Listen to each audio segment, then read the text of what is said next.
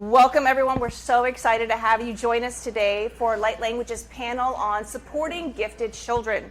As you know, we are coming into the Aquarian age, and we have a lot of gifted children on this planet. And we are thrilled to have these wonderful ladies. We have one more speaker that may join us a bit late, Miss Jessica Gillespie. But we are thrilled to have this amazing panel of professionals to share their expertise, their experience, their modalities, and really support you all on this journey. Support anyone that you know on this journey. So as a reminder, this is not a session for touching demonstrations, for healing demonstrations. This is purely for information, purely to provide support and information and experience for you all. I'm going to ask you to save your questions until the end. We're going to have a 15-minute Q&A. We really want to learn as much as we can directly from our speakers, and then we'll open it up to support you all directly as much as we can.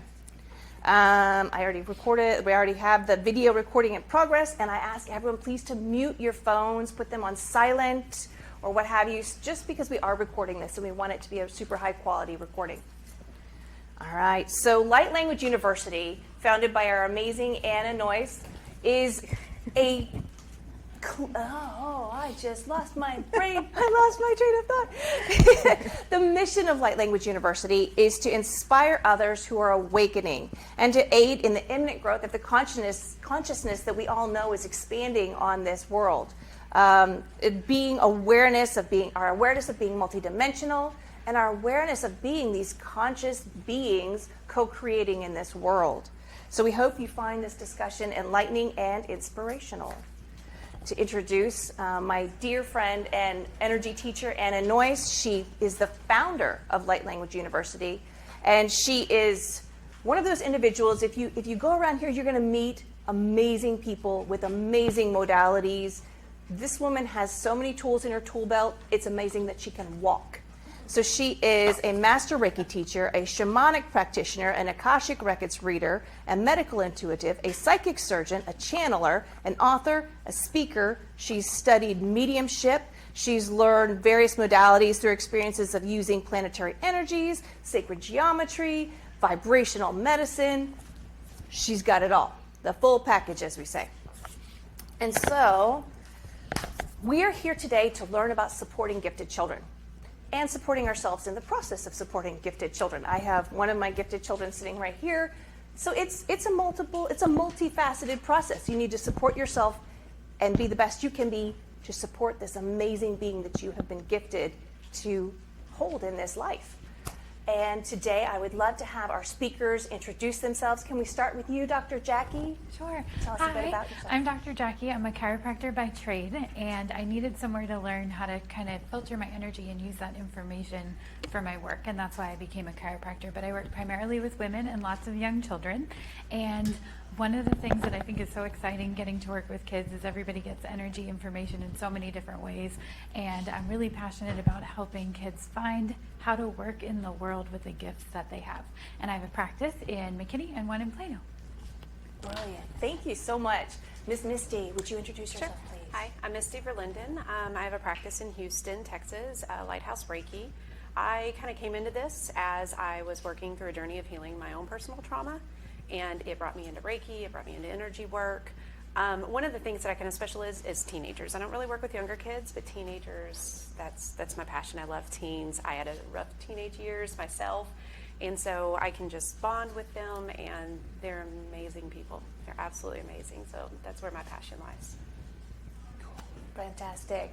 Miss Michelle, would you introduce yourself? Hi, I am Michelle Henderson, and I am a psychic medium in the area. And whenever I got into becoming a psychic medium, I taught school for 30 years. So I was in education, I was a autism specialist, and then I also was a diagnostician for a school district. And even though I didn't use my gifts as a psychic medium then, I used my intuitive skills. And I just knew what the parents needed, I knew what the children needed whenever I developed a program. So right before COVID hit, I came out as a psychic medium. And I really had to think in my heart, what do I need to do with this? And so what I decided is, yes, I have worked with kids for so long. I've been an advocate. I learned how to be a psychic medium, how to embrace it myself. And so now I'm really advocating how these families need to embrace these psychic abilities, because we need these children to keep the energy up and keep us going into more light work. So thank you for having me. Oh, this is beautiful. Such perfect people. Are you guys excited to learn from these guys? It's amazing. Okay, so we'll start with a super broad one. How do I know if a child is spiritually gifted? What are some of the traits and signs? Are there any of you that want to pop up first and answer that question? What would we look for? Well, first of all, the younger they are, the more that they really can see apparitions, and they wake up in the middle of the night and they go, I've been talking to grandfather. Or they have an imaginary friend, and the imaginary friend will change, different people at different times, and they're just having a good old time. They don't see anything wrong with this.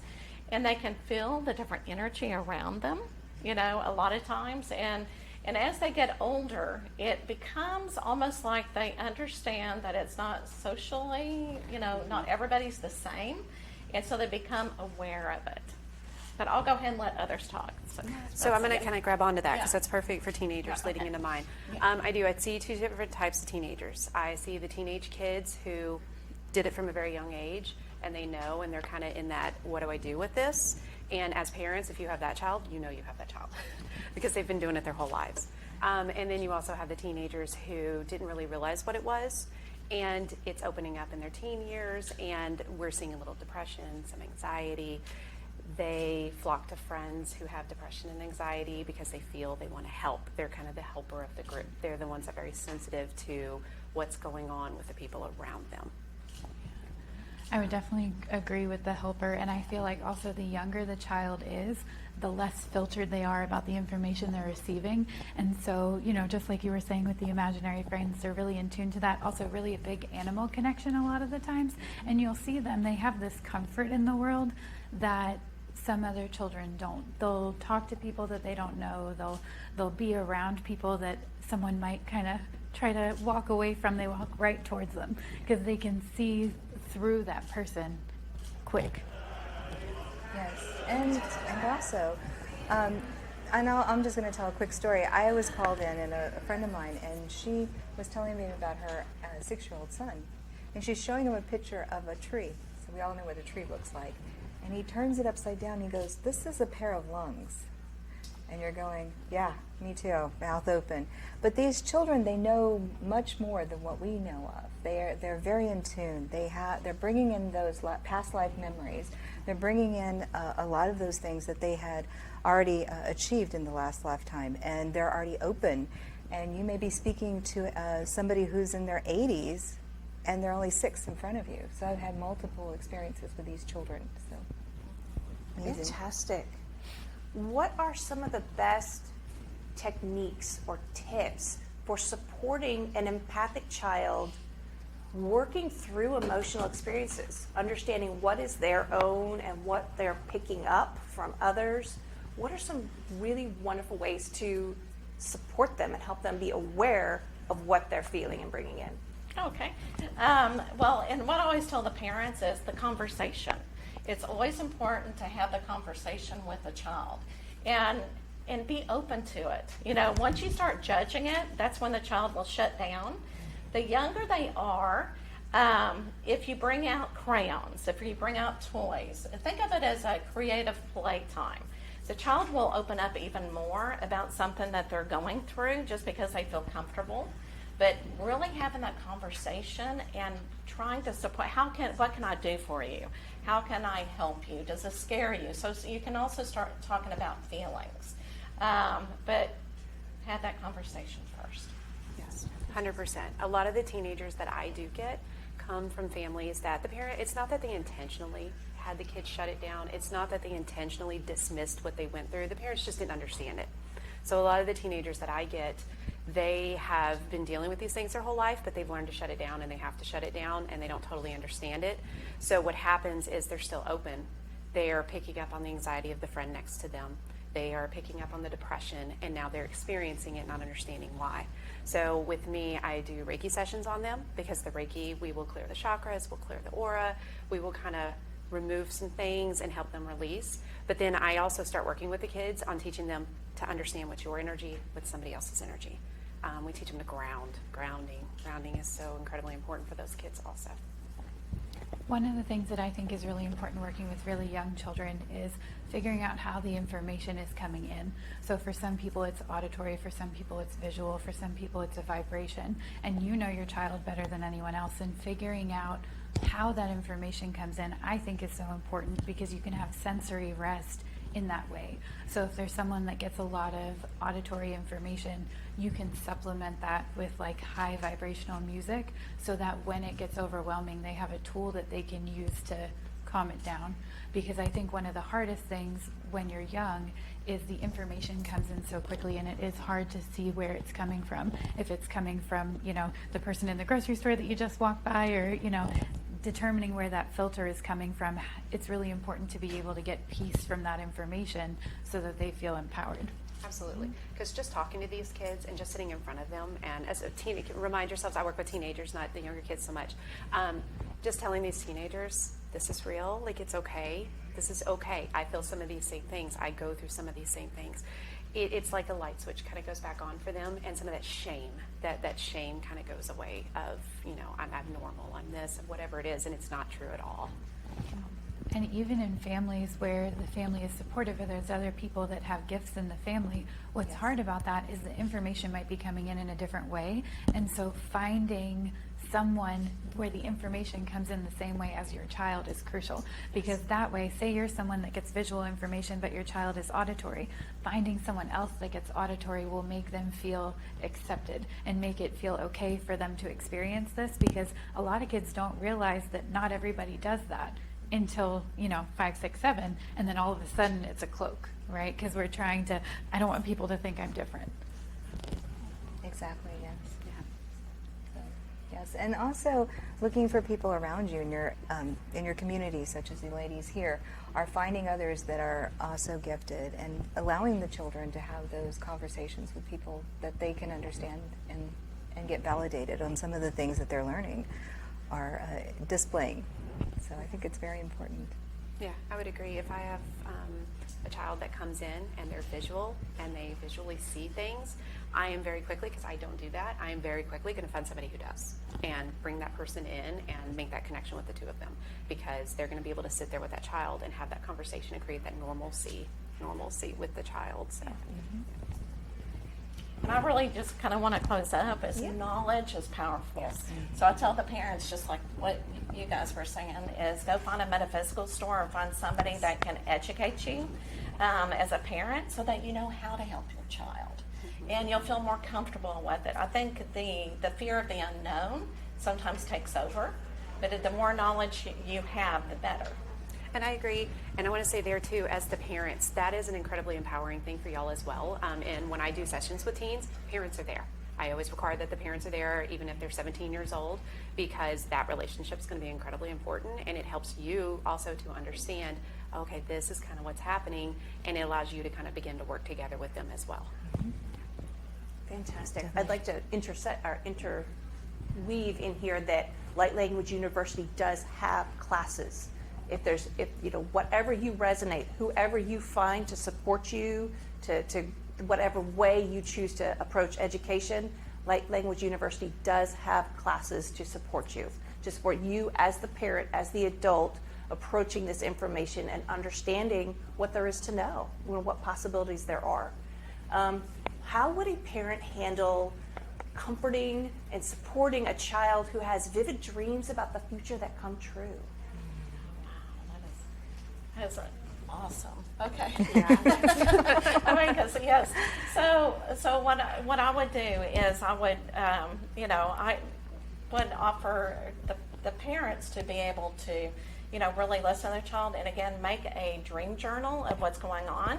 And if it does happen, say, you know what, there's nothing that you could have done to change it. This is something that you're dreaming. It may be scary, but don't be afraid of it.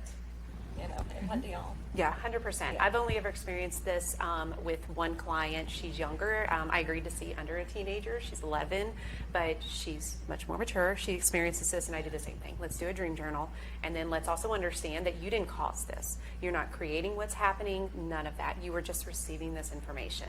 So we do a dream journal, and we go through it. I'm very careful to watch for any kind of shame or anything like that that builds around it, and we just kind of work with whatever she's experiencing as we go through it. Parents, because she would wake up in the middle of the night with this, teaching mom grounding techniques. So if she's upset, how to help her ground, how to help calm her down, and make everything just a little bit easier. I would say one of the things that I'm big on is routine. I was blessed with a mama that's a teacher, and I have some wonderful teachers that are in this room. And one of the things that I have learned over time about myself is having practices ingrained in your regular schedule so that when those occurrences do happen, they're emotional, they pull you, they wake you up, it's real, you're feeling those sensations in your body, and having the tools ahead of time and having a general level of how do we access our peace will help you get grounded after that faster. Because sometimes it's wonderful information and it's a wonderful dream, and sometimes it's a warning. And when it's a warning, that often happens to children and teenagers. And I feel like having them to have access to tools that help empower them in that setting is so important. And it's validating a little bit if it is one of those that's a warning. It's validating that anxiety that they might have around it, validating the fear that they have around it, that we understand why you're doing this, not don't worry about it, you're fine. Like, that's not going to happen, don't worry about it, because they'll know different. Like, they'll understand that. So you always want to make sure that you do validate their experiences and validate what they're going through. And that idea of how to differentiate between I've seen this and it's my responsibility. And I feel like there's a lot of pressure when people experience that. They're like, oh my gosh, how do I fix this? How do I stop this? How do I? And then they get into that detection mode where they're trying to figure out, where did this information come from? Who is this going to happen to? How can I help them? And so giving them tools, like there's a message you were supposed to get from that warning, and if you are able to follow your intuition, it's going to be good. But those things that you see are not your responsibility, and they're also not your fault. And I feel like that's difficult at any age. Yes, it is. Mm-hmm. Definitely. And so I'm just going to tell a story because that's how I talk. But when I was 8, my father, and I was having the same kind of issues and beings that were coming to visit. And so my father squatted down in the horse pen in the dirt, and he drew a cross. And at the top he said, Anna, what is the highest vibration as far as an emotion? And I said, well, love. And he says, well, there's something higher. And I said, well, what is that? And he said, well, unconditional love. Unconditional to love without exception. And he said, what is the lowest? And he writes unconditional in the sand. And he goes, what is the lowest? And I'm like, well, I don't know, anger, jealousy, all these other. And he said, well, fear.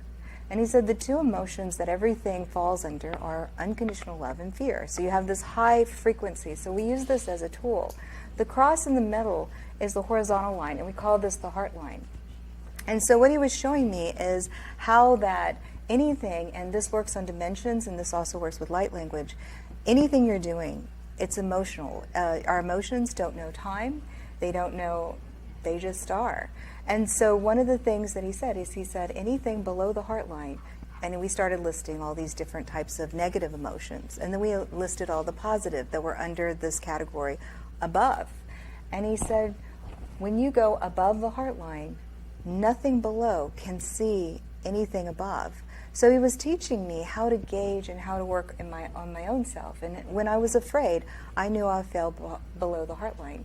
And this, because we were on a ranch, it actually saved my life several times, because we also had bulls and we had rattlesnakes. And as I would go, one day I was going in feeding the animals, and I by accident got into the bull pen, and the bull noticed me, and the bull went into striking the ground and about to charge. And of course that fear, you know what fear goes, shoots through you, and you just lose 10 pounds right there just in that fear. And all of a sudden I remembered what he said, and so I pulled my energy in, I raised my frequency, I thought of somebody I loved, I thought about the kittens in the barn that I always want to play with and how cuddly they are and sweet. And I started to change my energy, and I watched this bull all of a sudden bring his energy down, and then he just started to eat. And I quickly got out of the pen, and then I got scared, because that was the point. But I think it's really important to teach children that they can, and adults as well, that we can teach each other how to pull our energy in. Because what I learned as I grew up is not only does this technique work with bulls, angry bulls, or whatever, it works with people as well. And we can shift a room very quickly if we know how to stand in our power. So, And power is important. Yes. That you are in control of your environment. And the kids need to know that. absolutely. That's perfect. Yeah, these are their gifts. It's not something that's controlling them. These are gifts given to them. Right. Perfect, perfect. I think another thing that's important about that, because I'm kind of a science nerd, when you're experiencing fear and when you're experiencing excitement, very similar things happen, right? But it's on different ends of the spectrum. And so having them understand that feeling of excitement, right? Like sometimes when you're really excited, maybe we shouldn't be driving, right? Because we're not as aware of our surroundings. Similar for fear, but learning how to bring that back to the frequency that's comfortable for you is so important. And I think having the child actually identify their emotion is key, because if you know what you're feeling, you know where you want to go. So if I'm scared, like I'm walking into an MRI test and I'm terrified, I can choose to sit there and manifest all these crazy things in my head, or I can use that like a magnet to pull the things I want towards me because I'm in a magnet. So it's how you look at it perspective-wise, but what's so important is giving them the tools to identify what they're feeling and not shaming the answer to that question. Because just like what you said with your dad, he said, okay, so here's the top, here's the bottom, here's the sides, this is how this works. When you explain that to a child, they don't have the same filters we do as an adult. They don't have like energetic, emotional connections to that information yet. So they're just like, oh, okay, that's the rule of the world. Got it. And then they're about their business like nothing happened. Exactly. Brilliant. I just got a really good question here that I'm going to add in extra. How do you approach a child, or what do you say to a child to support them when their gifts don't necessarily feel like gifts? How to understand and accept and work when those gifts don't necessarily feel in that moment like a gift? Well, first of all, we've all been there probably. Yeah, we've all been there. And it's funny because I will see, especially with the teens, one of their big complaints is that with their gifts, that it creates low lows emotionally for them. And they're like, God, I just go so low. I go so low. My emotions get incredibly low. But then we start talking about the opposite effect of that. Are you able to experience these beautiful emotions too? When you are so incredibly happy, you feel that more than other people do. And it's a beautiful space that you're able to live in. And so there's that balance. So yes, you do sometimes have those lower lows that we're going to work on, but you also get those high highs that are beautiful, and that you get to truly feel and experience these beautiful things. And it's a process to work with them on, to help them kind of flip that script and see it, and help them working with their gifts so they do begin to feel like gifts versus a burden in their lives. Fantastic. Yeah, and talking about teenagers, yes. So a lot of teenagers say, "I don't want to work. I'm not ready for this," and I'm thinking that sounds just like me. I don't want to work with it, and I'm going, but this is a part of you. And the one reason why they don't want to work with it, because as teens, there's all these emotions, all the hormones going on. They go, "I don't want anything to do with it." But it is a part of you, and we need to give you knowledge so you know how to work with it and be able to be empowered. So, if you're just ignoring, you're ignoring yourself. So that's why they need to learn how to embrace it. And I think a lot of times that's when they need the support. And when they try to shut them down, I will tell you, this is my son. He gives me permission to talk about this. He's 20 now. He's an amazing medium, and he sees. And something scared him one time to the point of where he thought he shut it down. I don't want to see this. I don't want to see this. I don't want to see this. He sees things in his college dorm. And so we're working with him, and he just tried to shut it down. So now it's come to him when he's 5 hours away from me versus when he was living in the house, and I could kind of work with him. So it's great. Teens are sometimes going to try and shut it down. They're going to, and it's okay. I always want to tell them it is your life, it is your choice. You have that autonomy over your life. But I'm always here. I'm always here. Mom's here, Dad's here. Whoever in their life is here, that we can begin slowly opening it and getting you comfortable within it. Maybe sometimes we just need to take it slower, and we need to move. When I have a teen that's struggling, I like to move them into their chakras. And I like them to kind of turn inward, and we'll start root chakra, and we'll start grounding, and we'll start teaching them about themselves and teaching them about their own personal energy. Because when they get comfortable in their own personal energy, working in other energies suddenly isn't as uncomfortable because they can tell the difference in this versus me. I love this question in so many ways because I feel like you still struggle with it as an adult at points because there's different phases throughout your life where different things are required of you. And so when you're a child, it might be information, people that you're seeing that aren't there as far as we consider there as in you and I to be here. But knowing that is so important because as you get older, like I'm a chiropractor, I touch people all day. I'm very empathetic, and that information was being transferred back and forth. So finding ways to filter, finding ways to work with how it's coming in so that it's not draining you. Setting up practice to where like, okay, I'm washing my hands, and as I wash my hand, that energy of that patient is also being washed back like into the universe, right? And it doesn't have a good charge or a bad charge. It's someone else's vibration is not yours. So having that difference between the two, I think, is really important. Absolutely.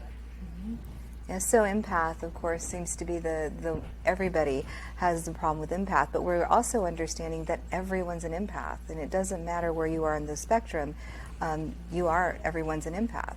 So learning, of course, boundaries, and learning what is yours and what is someone else, but also, and when you're working, and I don't know, I'm sure you come across their children who are in places where their families are shutting them down. So they use their gifts, and so they'll overdevelop the empath because they want to feel around to see who's safe to talk to or who's safe around. So we're learning too that those chakras, as far as the heart chakra, will be huge, and maybe their throat will be really small because they can't speak it. So giving them that floor as a parent, giving them that opportunity to talk and experience. Our children, and my husband's sitting in the back over there, they didn't realize that everybody else wasn't like us. We just always saw it. And my daughter would call me even from college, and she said, "Oh, there's a little girl in my room. Oh, she just got in my bed." And I'm on the phone. I'm like, "Well, did you cross her?" And she's like, "Yes, I did." And there she goes. Because these are things that we just naturally talked about. I think it's important to make that natural. Perfect. What is the best way to help a child who can astral project or experiences remote viewing? And maybe explain remote viewing just in case. Anna, I'll take that. So have you all heard of remote viewing? It's so, okay, for those who haven't, it's basically, and you, of course, it's basically taking your third eye. Everybody daydreams, so you are all clairvoyant, even though some people say I'm not. But if you daydream, you're clairvoyant.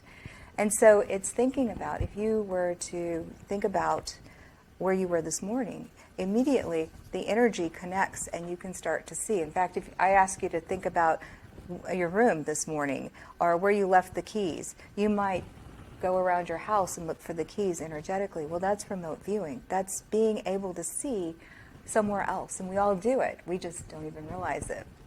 The other, what was the other one? Astral projection. Astral projection. So everyone does this as well. We always astral project every night. Every night when you go to sleep, you go into twilight. We call it twilight at the school. You go into this kind of, and your brain, if I'll do the science, you go into beta, the beta, which is the waking, then you go into alpha, which is the daydream, then the theta, where you're kind of in that trance, and then delta, where you're out. And so as we move through this process, your spirit, your soul, moves into the different dimensions, and dimensions are like stacking dolls. They're one right after the other. So you're having these experiences, and you're astral projecting. Well, children naturally do that because they remember playing with a friend. They look out the window. I don't know about you, but I do it when I'm driving. You don't want me driving in beta brain because I'll forget how to drive, but I have to daydream to go through what I do. But it's really important because we're realizing that this is just the natural process of who we are. And as we start to embrace it, our children learn to embrace it. And I think it's really important for them to know when to do this because especially in the classroom, if they start daydreaming, they can actually go somewhere else. Mm-hmm. So, and I think it's also important to say, okay, why did you go where you went? Let's talk about that. There's always a reason why they participate in this activity. So just the meaning behind it and really talking to the child about it, how to control it. And astral projection, I think is really awesome because you can control wherever you go.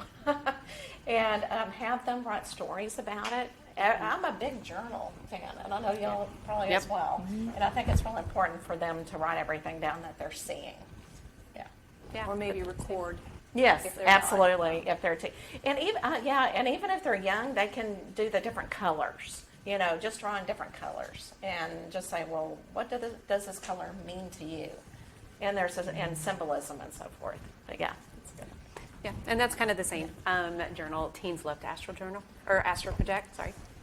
They absolutely love it. They come in, they'll be like, how do I do it? How do I do it? I'm like, you're already doing it. You're doing it. So we just explain what it is a little bit more. The teens catch on to this one, in my experience, pretty quickly. Sometimes they want crystals. They want these things to kind of help them, and it's teaching them you don't need those things. You can use them if you want. They're pretty. They're wonderful. I love them. But do it. They'll write it in their journals, and they'll bring it to me, and we'll kind of dissect it a little bit and kind of intuitively reach into it to see what it might be. And sometimes you have no idea what it means. But it's a great conversation starter, especially with teens. They love talking about it. They love experiencing it. And it's just, that one's a pretty easy one with teens because in my experience, they love doing it. I think one of the important things about that is that idea of the space between where you are and where you're trying to project, and understanding how to not seal yourself, but basically stand in your power during that time. Because just like sleep space, a lot of energetic people do not sleep very well. And knowing how to protect your room, protect your space. Like for me, before I go to bed, because of how my information comes in, I ask for an angel to just like cocoon me up while I'm sleeping. Because for me, that gives me a vibration of like, okay, you're able to rest right now before you go back to your day tomorrow and do everything you have to do. Because sometimes when you do this for your day job and you're capable of doing those things at night, for the kids, there isn't a whole lot of differentiation and things get labeled fast. So like when kids are talking about this experience, they're like, oh, they're having hallucinations. I'm like, is that really what that is? Or are we don't have that boundary to protect ourselves between the here and now and that other space. And it's not as in like, oh, you have to protect yourself because things are coming to get you. Not that vibration, more so of we have a different vibration. We have a different vibration. And so being able to stand in yours, regardless of the time of day, regardless of you're sleeping or not, I think is important to have your protection mode or calm mode with good boundaries. Yeah, I will agree with that. That is a thing because sometimes, especially like last night coming here to do this talk, I'm creating the space of, I want to sleep tonight. I don't necessarily want to astral project tonight. I just need restorative rest. So I'm going to create my boundaries tonight within myself of we're not astral projecting, we're not doing all this work in my sleep tonight. I just want to sleep. I just want restorative sleep tonight. Can we touch really quickly on the ethics of remote viewing? I don't know if you approach, especially working with teens, if you have this ability, maybe just approaching understanding and when they're young, like when and who you can use your ability with. Yes. Boundaries, boundaries, boundaries. We talk a lot about free will.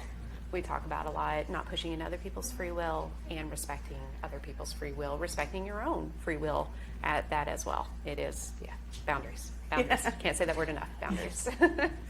Awesome. How do we approach, the way this question is written, I need to shift it a little bit. Suggestions for children who are, the word is overly, but very attached to plants or animals. How to, and I can see you like you're ready for this question. So Go for it. I love the word that you changed the word overly, Yes, right? Because I feel like these kids are more verbal about their connection or more present with their connection. And sometimes Yes. depending on what they're perceiving, you're not perceiving the same thing. Yes. Like if they're getting auditory information and the person that is giving them information is also auditory, they're going to hear it louder than someone that's visual. That's just how it works. So as far as that goes, what I think is so important is teaching connect and disconnect. Connect and disconnect. boundaries, because as far as that goes, like, you'll have a child that's so connected to an animal. I was very connected to animals. I still am. Like, I'm not the person that can go play with puppies in the shelter because I will bring them all home. Like, I know that about myself. So knowing that with those animals and with those plants and with those things, it's like, it's okay that you're connected to this. Why are we connected to this? Why does this feel good to you? Does it make you feel happy? Does it make you feel calm? Does it make you feel peaceful? Do you know that you can make that vibration within yourself? Let's talk about how to do that. Because a lot of times with the younger ones, it's if they're playing with a puppy and they've got the big grin and the puppy's so excited to see them and they're both really excited, and it just increases that vibration of happiness. And so letting them know that that is always within them is important, because a lot of the little ones are not dependent, but that's the first time that they're experiencing the information coming in a joy perspective, instead of in a, we walk through the grocery store and we're hearing everybody's business. And so when they see that puppy that's just like neutral and happy and calm, they crave that connection, that vibration, because they're like, this is what I'm supposed to feel like. This is what good is supposed to feel like. And so allowing them to know that it's completely safe to connect, but it's so important to also be able to reconnect to yourself and have that constantly active. Like, never should there be a connection where the connection overtakes your energy. It's always an equal pathway, and teaching them that it's wonderful to experience that in a really good way, but protecting the connection so that they always have autonomy regardless of the situation. One of the ways that I learned that autonomy, and I learned it from Anna. It was I was taking Light Language 101 and 102, and I have done it in situations, but I didn't really have a name for it, and I didn't understand it. I connected with animals. I, to this day, will still adopt that 12-year-old Great Dane that probably has 6 months to live, but I can stay connected to it in love, but I can also stand back in observation and observe the animal. And this is what's happening with the animal, and not allow myself to get so caught up in the emotions and the feelings of an older animal who is on its way out. And Anna teaches in Light Language this amazing thing of how to stand in observation and how to stand and make sure that, like you said, your energy is not going too far, that you are staying in your own energy, but still holding compassion without going too far. And I think time is a big one on that, because a lot of energetic kids, like you were saying, with you're dealing with an old soul often, and a lot of energetic kids, I feel like their sense of time is not the same as a conventional adult that's like going to work, we're there at 8 o'clock, we run our schedule by time. Their timing isn't the same. So when they experience like a loss of an animal, it feels like forever, right? Even though they know they're fresh from the source, they just got here. That's why they're so joyful. But understanding, having conversations about time and like what that means with soul connection. And energy is not created or destroyed. Like, it's always there. Exactly. I think that's so powerful, remembering as a parent of a spiritually gifted child, I'm not dealing with, I may see her as this age and this child and this baby that I used to be completely in charge of. She's so much more. And with a spiritually gifted child, remembering that there's so much more you're dealing with is so powerful. And in dealing with teens, I see this a lot, where the parents and the teens are kind of really, they're struggling because they tell their teens what to do. As parents, we do. And the teen is kind of, they're an older soul than their own parent is. And so that we can see that really come to a head sometimes. And it's something that we kind of have to slowly work through. And it's an observation and awareness that we bring both into the teenagers' forethought and into their minds. But we talk to the parents about it a little bit too. And once parents kind of see that shift, and they kind of understand that, they are able a lot of times to kind of give that teen a little bit more space, and we can come to an agreement of, okay, if you want to make these decisions, we'll allow you to, but we make sure we put boundaries in place and we put guidelines in place, and I'm going to work with you. And it creates a more cohesive relationship between the older soul teenager, the younger soul parent. So true. And I have to tell my daughter, when she was 12, I had to remind her, I'm the parent this time. You got to be it last time, but this time I get to tell you what to do. She was like, oh. That's perfect. Okay, we're coming up on Q&A time, but I want to slip in this last super quick answer. Did you want to answer? Any suggestions quickly for someone with a child who has the gift of healing others? Yeah, I will hit that one because that was mine. that was me growing up. I always, the quickest, went to those friends who had trauma. I had trauma as well, but those kids, it's teaching them autonomy, heavy autonomy. So they make sure that they understand what's their energy and not theirs. And again, light language, I learned a great one of a clearing golden white ball to help them clear themselves of energy. That's going to be something a lot that I see that the kids need to clear their own energy to make sure that anybody, because they're going to be drawn to people that need healing, people that want healing.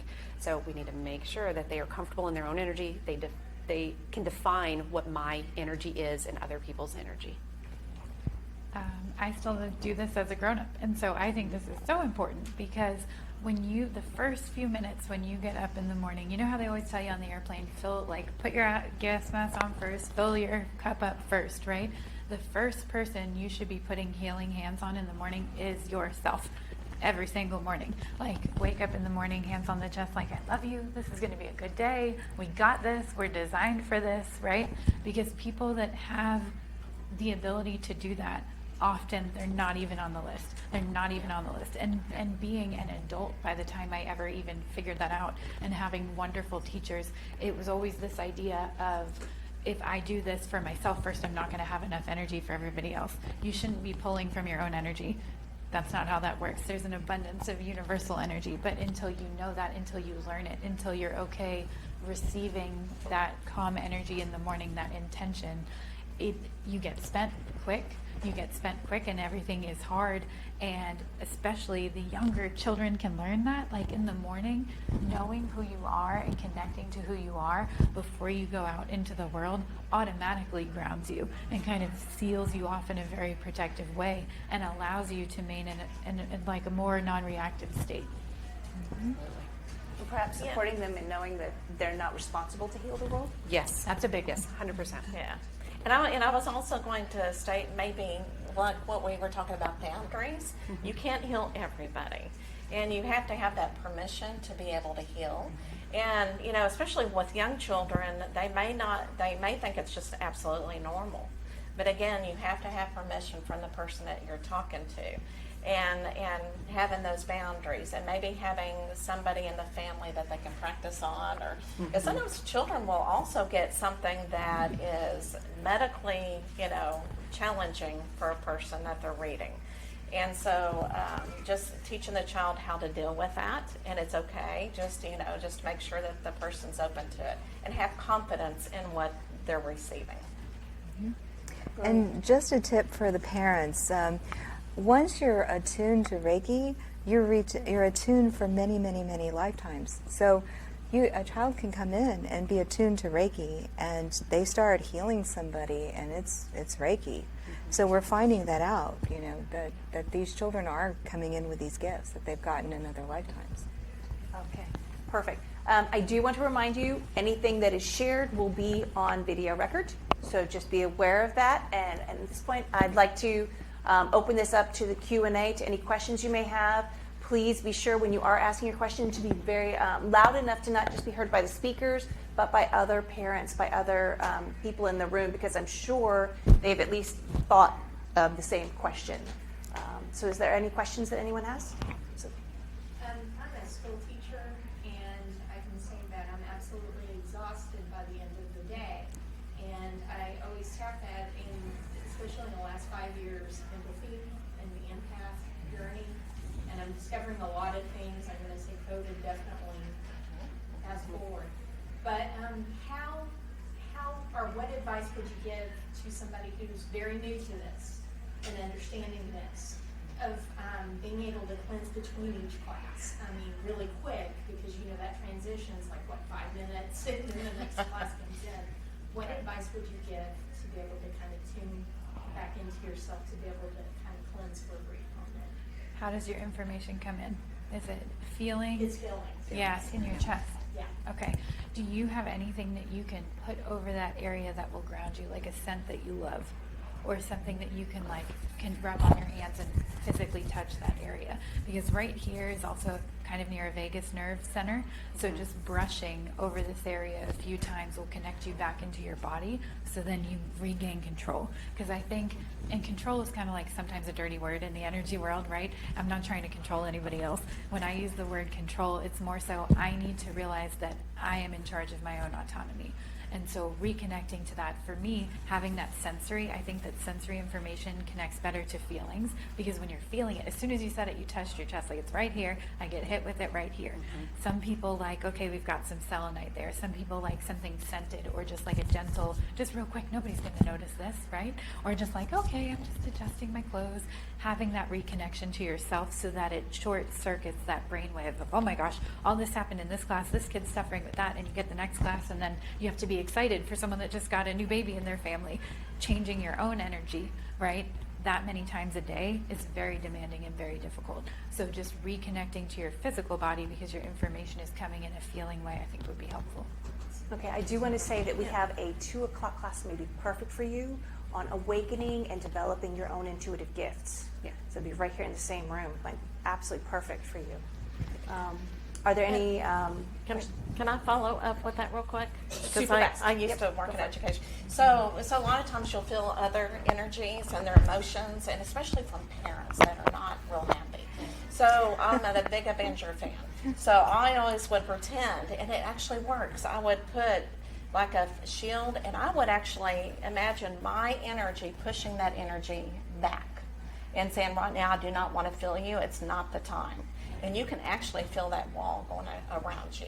So something visual that you can do. Along those lines, just a quick, 1 o'clock there'll be a fantastic class about creating mojo balls. I'm a former Yes. school teacher. Yeah. And it's something I used for what you're saying. That's exactly what I was actually going to recommend to you, because I see clients, sometimes I'll see 4 to 5 clients a day on a heavy day, and in between those clients I have to clear myself and clear my space so they're not walking into somebody else's energy. That's essentially what I utilize. Yeah, I learned it here. Yeah. Thank you guys. Perfect. Perfect. Yes, ma'am. I have a grandson who is, he's 12 years old now, but ever since he was a tiny child, he was frightened by all the orbs and spirits, as best as he could describe, Yes. in the room, and he did not understand that. He was always terrified and would cry. When I would come and visit him, he says, let's say a prayer, Willa. He says, okay. So we say prayers, and he was always felt secured when I was there. And so I couldn't explain to him, I don't know why. Where did they come from? Well, they go in and out the wall, they come to the closet, and there's a little boy in a suit. And so he would draw him for me. I didn't know how to help him. He's 12 years old now. The visits are less, but I think that he probably feels more comfortable now. But I can't explain to him why this happens and what does that all mean. So how do we support children who see orbs, flashes of light? How do we speak to them? The first thing is somebody else who sees those things, finding somebody else who does, just so he sits with someone else and finds that mutual ground and gives you the, you're not crazy. I think that's something all of us when we first get into this are kind of looking for, is I'm not crazy, other people do this too. Well, I am no spiritual medium, but I can do that. But I have done it twice, so, I'm able to, I see what he does. I mean, what he sees, but I don't know, I can't explain those things because they're so natural. Well, and he's a medium, so definitely a medium, and that's why he has the gifts of sight like that.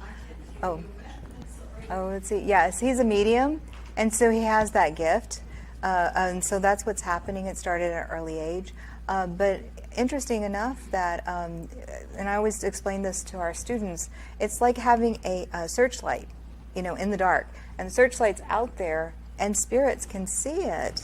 Right, and then they start to come in, and they're interested in interacting with the physical world. So some of them, and it sounds like he's starting to come into his gifts now. It sounds like he's starting to shut him down a little bit. So he's starting to going out. Is a light. Yeah. To his family, Yeah. to his classmates. I've been to his school. He lives in LA. I've gone with him to the school. They all acknowledge him. Hi, Joshy. Hi. It's like, wow, I wish I was popular, but he is. It's like a little light. Well, one of the things that we teach is we call it spirit rescue. Because think about it, sometimes when people die, they become ghosts. They don't move on to the next dimension. They get stuck in dimensions. So and that's possibly why all of those lights are around him, because they're looking for an answer on how to move into the next dimension. So, yeah, that's quite a He's so gift. bright, they see him from far away and come into him. Yeah. Come in And to find he's him. in his class, for his classes, he's like a little genius. He doesn't have to study, he knows it. Yeah. That- He's, I'm not trying to brag. No, you're No, fine. but there are That comes. things in children and people that, we don't talk about it because you're bragging. No, it's not that. No. We want answers. I don't have answers. Yeah, with training, he can be taught boundaries. And so when it's and I hate to use the word inappropriate, but when it's a time when you don't want that bright light shining and everything coming to you, you can learn to kind of turn that light down. Mm-hmm. And that's what we have to do. I have to do that myself. When it's appropriate, my light goes on. And when it's appropriate, I reach up and just kind of turn that light off. And it's a boundary. It's a boundary that you learn. It's a boundary that you place. Yeah. We don't know how. Yeah. What we do is we pray. We pray to God. Well, And connect that with brings light comfort. language. Yeah, Connect with the university, and you can learn how. And that's the beauty of having an organization like Light Language University, having these beautiful souls heal. All of their information, by the way, ladies and gentlemen, all of their information is out here on the table. So any of these wonderful individuals that you would like to follow up with, that you'd like to speak more in depth with, they will be here today. Their information's out on the table. They're here to support all of you. This is what they love to do. It's their passion. I have a Perfect. quick question for you. Do you know if he has a space or a time or a place in his life where that information is not coming in? Because as somebody that was unfiltered empathetic for a long time, it's not necessarily the variation of vibrations that you're encountering. It's the fact that the information is always there. And not having a break from that can be overwhelming to someone at any age. I think he's gotten used to that. He doesn't. I'm hearing, you can shut it off. How do you do that? Because it's ongoing. Even for me, he remembers his birth. He came. Yeah. His mother. What he felt like, what he was thinking, he remembers all of that, and he's 12 years old now. And Oh, that's yes. a ton of information coming in on a Yeah. brain that's still developing. Yes. And so this is more of from the science perspective. I'm going to answer this from a science perspective.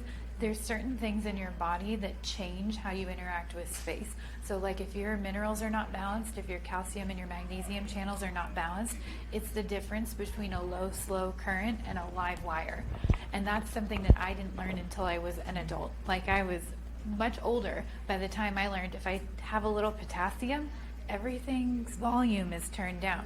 Is it still present? Yes. Do I still see blips? Yes. Does the information from something important like a family member need get cut off? No. But it gives you enough dimmer on the switch to be able to interact in your regular life without constantly feeling drained. Like getting up and having a really good day and then walking into a highly populated place and being bombarded with information. It's not even if it's good information or bad information. Like certain vibrations are more draining than others to each individual. Like there are things that drain me that don't drain my friend Kendall and vice versa. But knowing that and knowing that there are ways to help take care of your physical body so that the information coming in is not as loud and it's not as constant. Well, Yeah. that's why I'm here, because I don't know how to shut that off. There Well, you're in is. the perfect place for it. You're the perfect place, and you can definitely follow up with them, and they are here to support you 100%.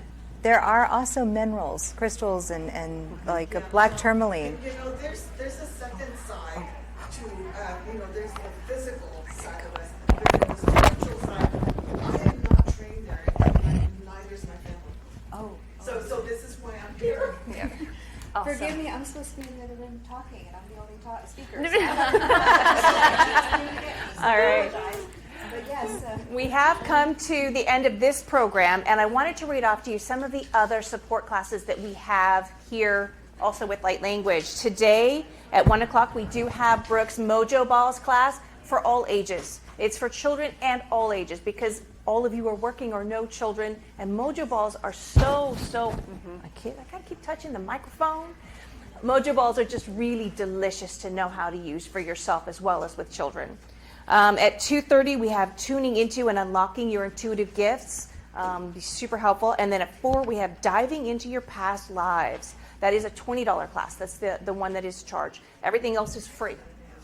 Awakening Your Inner Power free class is tonight at 5 p.m. And then tomorrow, we have at 1 o'clock a Cosmic Connection panel. At 2 o'clock, a Raising Your Vibration panel. And at 3:15, an Awakening Your Inner Power class again. So we are so, so thankful to you ladies. Thank you for coming and providing your experience and your expertise. It was helpful for every person, including myself. So thank you so, so much.